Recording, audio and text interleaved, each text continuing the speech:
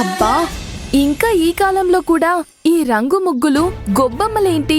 సంక్రాంతి పండగని ఏదైనా మోడ్రన్ గా చేయొచ్చు కదా. కాలం మారింది కదా అని పిల్లలు తల్లిపాలే తాగుతారు కానీ పిల్లిపాలు తాగరు కదమ్మా.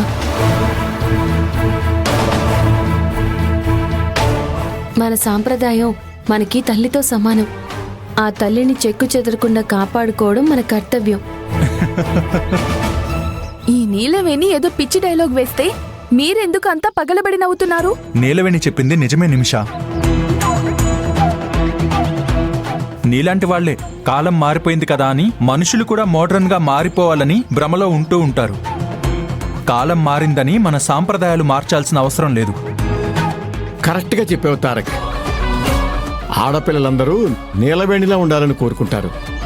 నాకు ఉన్నారిద్దరు కూతుళ్ళు సంప్రదాయం అనే పదానికి కూడా అర్థం తెలియకుండా పెరిగారు.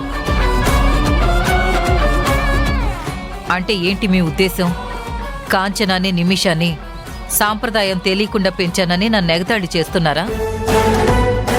వాళ్ళు ఎగతాళి చేయలేదు అత్తయ్య గారు. మీకు పుట్టిన ఆడపిల్లలిద్దరినీ పద్ధతిగా పెంచలేదని మీకు మీరే ఎగతాళి చేసుకుంటున్నారని మావయ్య గారే చెప్తున్నారు. పేడ పిసుక్కుని మట్టి తొక్కుకునే స్థాయి కాదు నా పిల్లలది. పేదరికంలో ఉన్నవాళ్లు డబ్బులు సంపాదించడం చేతకాక ఆదర్శాలు వల్లిస్తారు.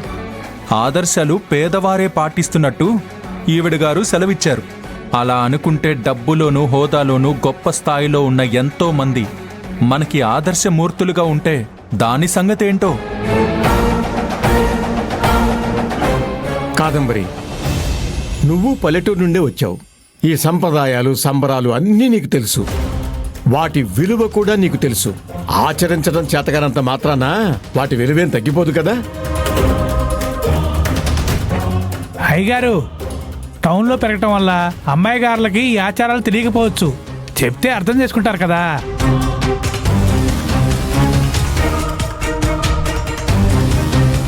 నిమిషమ్మ గారు, మీరు కూడా ముగ్గులో గొబ్బెమ్మ పెట్టండి. త్వరగా పెళ్ళవుతుంది. ఓ మంచి భర్త దొరుకుతాడు. అంటే ఏంటి నీ ఉద్దేశం? గొబ్బమ్మలు పెట్టకపోతే నాకు పెళ్లి కాదా? మంచి మొగుడు రాడా?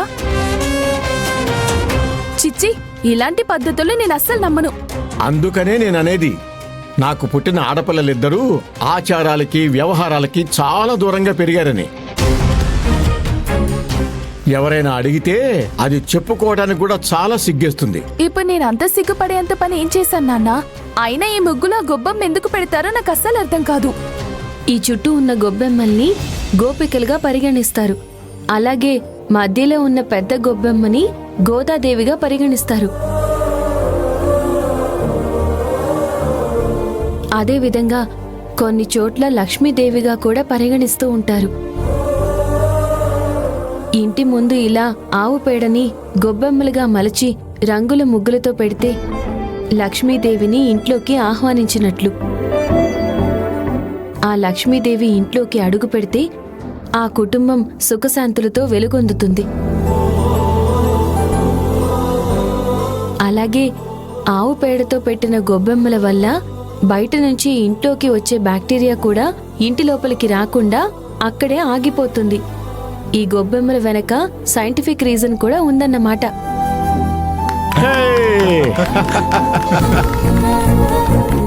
అయినా ఇవన్నీ నీకెలా తెలుసు నీలవేణి? మా ఊళ్ళో మా కుటుంబంలో పండగలంటే కేవలం పిండి వంటలు చేసుకుని తినడం మీద మాత్రమే కాకుండా ఆ పండగ యొక్క విశిష్టత గురించి కూడా పెద్దలు చిన్నపిల్లలకి చెప్తూ ఉంటారన్నమాట. అలా నాకివన్నీ తెలిసాయి గారు.